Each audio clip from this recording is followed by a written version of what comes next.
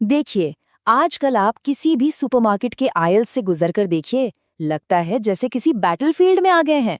हर तरफ बज़वर्ड्स की बारिश हो रही है। High protein, gut friendly, zero sugar. ऐसा लगता है जैसे हम खाना नहीं, बल्कि एक पूरा लाइफस्टाइल खरीद रहे हैं। तो आज के इस एक्सप्लेनर में हम इन्हीं ट्रेंड्स के पीछे की साइंस और मार्केटिंग को डिकोड करने वाले हैं और समझेंगे कि मॉडर्न न्यूट्रिशन के इस मायाजाल का आखिर सच क्या है। अब सबसे बड़ा सवाल ये है, is modern nutrition actually about health या ये सिर्फ एक और मार्केटिंग ट्रेंड है?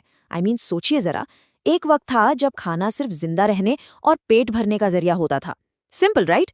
लेकिन आज आज ये एक हाईली कंपेटिटिव एस्थेटिक लाइफस्टाइल बन चुका है। तो ये सब शुरू कहाँ से हुआ? चलिए थोड़ा पीछे चलते हैं। Section 1, the aesthetic illusion. पिछले कुछ ही सालों में खाने और न्यूट्रिशन का पूरा नजरिया ही बदल गया है। इंस्टाग्राम और टिकटॉक जैसे प्लेटफॉर्म्स ने खाने की एक बेसिक बायोलॉजिकल जरूरत को एक हाइपर विजिबल लाइफस्टाइल में बदल दिया है। आप अपना फोन उठाइए और फीड स्क्रॉल करिए, क्या दिखता है? मील प्रेप वीडियोस, सुबह के intense gym routines, fancy protein recipes और इन्फ्लुएंसर्स के वो viral what I eat in a day वाले वीडियोस।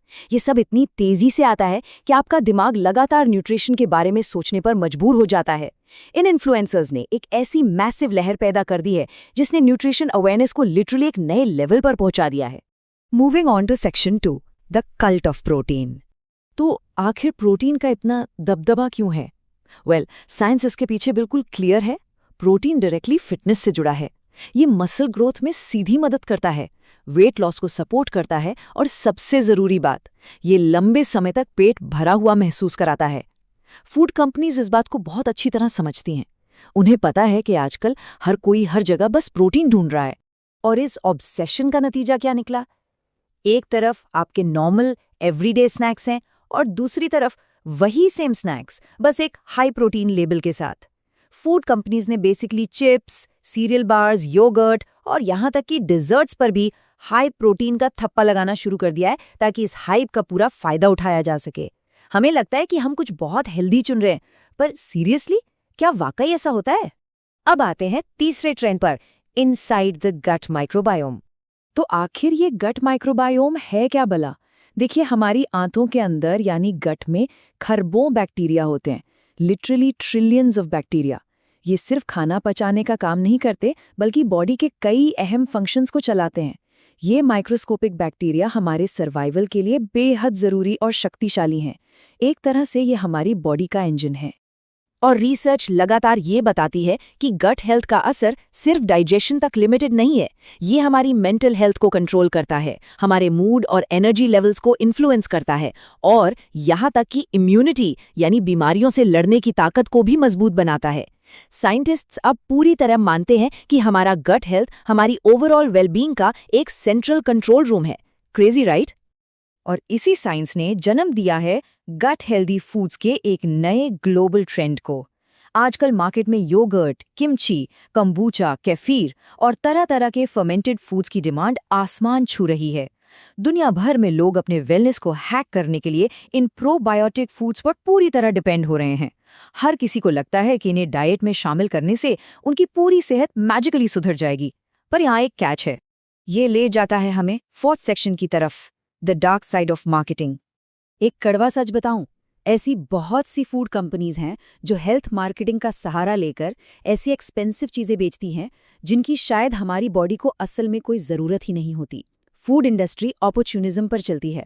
वो बहुत चातुराई से कंज्यूमर्स की हेल्थ एंजाइटी और डर को अपने मुनाफे में बदल देते हैं। और बस यहीं से शुरू होता है डाइट ऑब्सेशन का एक कभी ना खत्म होने वाला एंडलेस साइकिल। पहले लोग ऑनलाइन अजीबोगरीब अनरियलिस्टिक हेल्दी लाइफस्टाइल्स देखते हैं और एक भारी दबाव महसूस करते हैं। फिर वो ऑब्सेसिवली एक एक कैलोरी और हर ग्राम प्रोटीन को ट्रैक करने लगते हैं। और फाइनली उन पर हर वक्त सिर्फ और सिर्फ परफेक्टली हेल्दी खाने का एक लंबा तनाव बन जाता है। ये एक ऐसा इम्पॉसिबल एस्थेटिक है जिसे मेंटेन करना प्रैक्टिकली नामुमकिन है। तो इस सब का सोल्यूशन क्या है? Section 5, the simple truth about health. असलियत तो ये है कि न्यूट्रिशन बहुत ही सिंपल है। इंटरनेट पर जो इतना शोर, इतना तनाव और कॉम्प्लेक्सिटी दिखाई जाती है ना, उसके मुकाबले असल में सेहतमंद रहना काफी स्ट्रेट फॉरवर्ड है। हमें बस इस दिखावे को हटाकर वापस बेसिक्स पर आने की जरूरत है, वो भी बिना किसी फैंसी या एक्सपेंसिव लेबल के। तो चलिए इन बेसिक्स को समझते हैं जो actually long term sustainable nutrition की सच्चाई हैं। एक बेसिक बैलेंस्ड डाइट जिसमें ज़रूरत के हिसाब से इनफ प्रोटीन हो, ताज़े फल और सब्जियां, पर्याप्त फाइबर, बॉडी को हाइड्रेटेड रखना यानी ठीक ठाक पानी पीना, और इन सब में सबसे बड़ा फैक्टर कंसिस्टेंसी यानी हर दिन लगातार इन अच्छी आदतों को फॉलो करना। ये सिंपल बातें शायद इंस्टाग्राम पर कभी वायरल ना हो, पर असल जिंदगी में यही काम आती हैं। इन सारी बातों का बॉटम लाइन ये है, हेल्थ कोई आने जाने वाला ट्रेंड नहीं है।